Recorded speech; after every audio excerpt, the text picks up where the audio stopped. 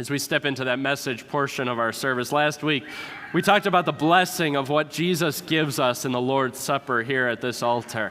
This week, we talk about what happens right after the Lord's Supper, that Jesus goes to the garden. There weren't any red ants in there. There were a lot of olives, but there was something a little bit more dangerous than red ants that met him in the garden.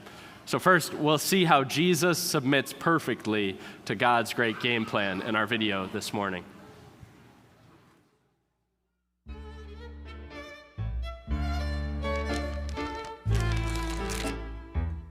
At the Last Supper, Jesus told his disciples that one of them, Judas Iscariot, would betray him.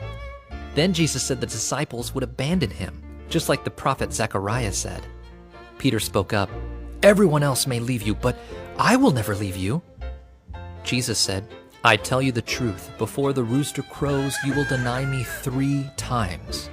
"I won't," Peter said. "I will follow you, even if I have to die with you." Then Jesus went with his disciples to a garden called Gethsemane. He said to them, "Sit here while I go over there and pray." Jesus took 3 of his disciples into the garden, and Jesus became very sad and troubled. Jesus told the 3 disciples to stay there, and he went a little farther. Jesus fell face down and prayed, "Father, if it is possible, spare me from this, but I want to do your plan." Jesus came back and found the 3 disciples asleep. He asked Peter, "Couldn't you stay awake with me for 1 hour?" Jesus went away and prayed a second time. Then he found his disciples sleeping again. He said, "Are you still asleep? Get up, for it is almost time. Someone is going to betray me."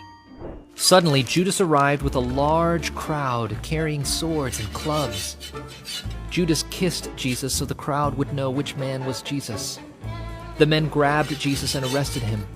Peter pulled out his sword to fight the men, but Jesus told Peter to put away his sword.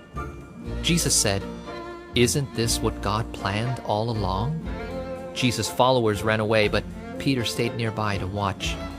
As the men who arrested Jesus led him away, a servant saw Peter and asked, "Aren't you one of Jesus' disciples?" "No, I'm not," Peter said. Twice more, as Peter watched what was happening to Jesus, someone asked him if he was a follower of Jesus.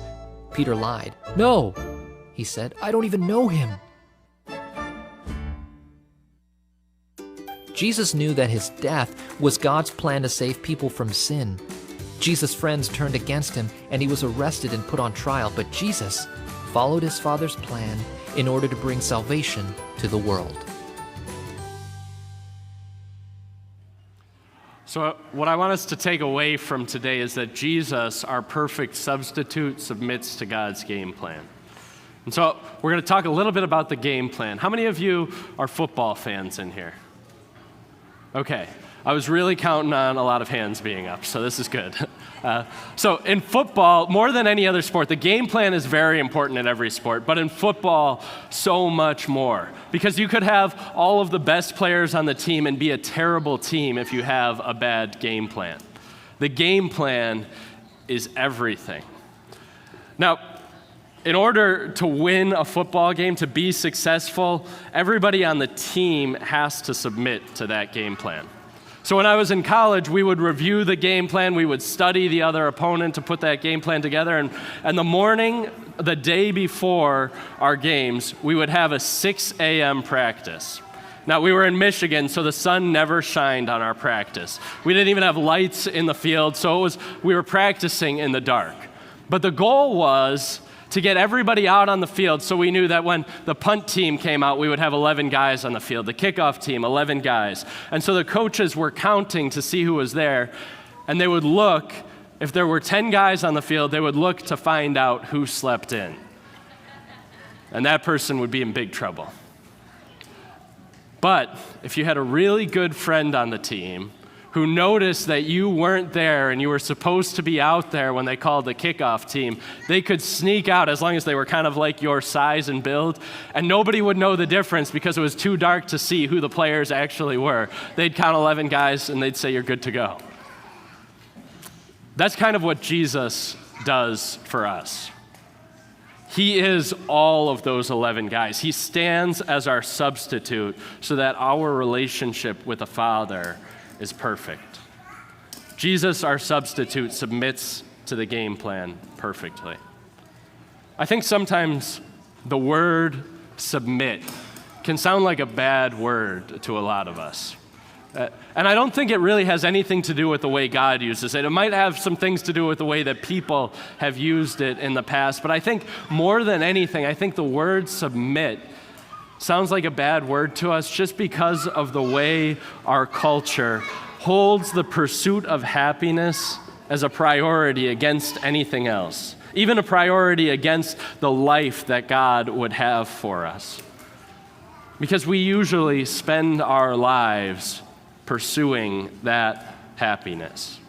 And we look forward to things that we think will make us happy. We think, well, when the kids go back to school, that'll make me happy. And then that relief lasts for a couple of days until we miss them.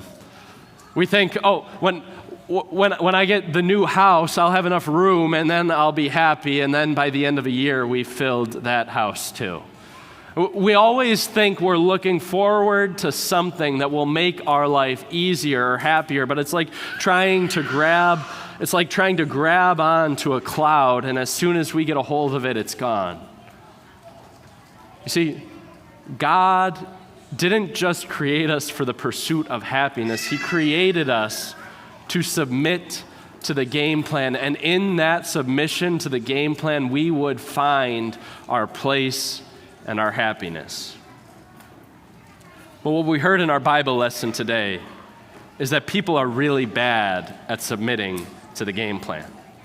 Jesus takes Peter, James, and John into the garden with him, and he says, this is the game plan. You guys sit here, watch, and pray, and I'll go over here and pray. And what happens? They fall asleep. They are caught sleeping when they're supposed to be filling a role. And Jesus comes back to them and catches them in their sin and says, wake up, watch, pray that you don't fall into temptation. And 2 more times they fall into temptation because they are pursuing the cloud of happiness that is a night's rest instead of submitting to God's great game plan.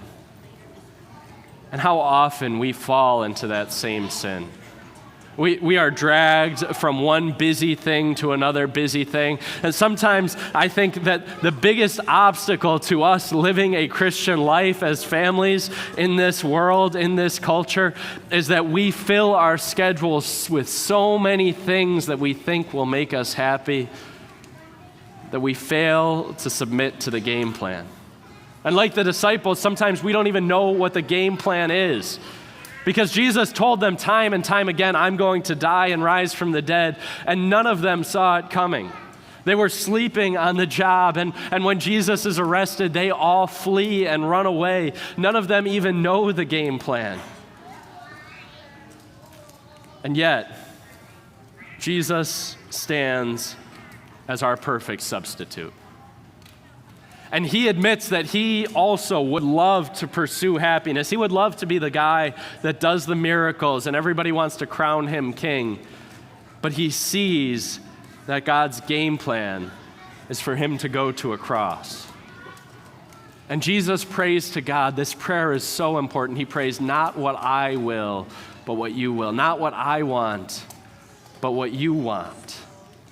He submits to the game plan in our place perfectly.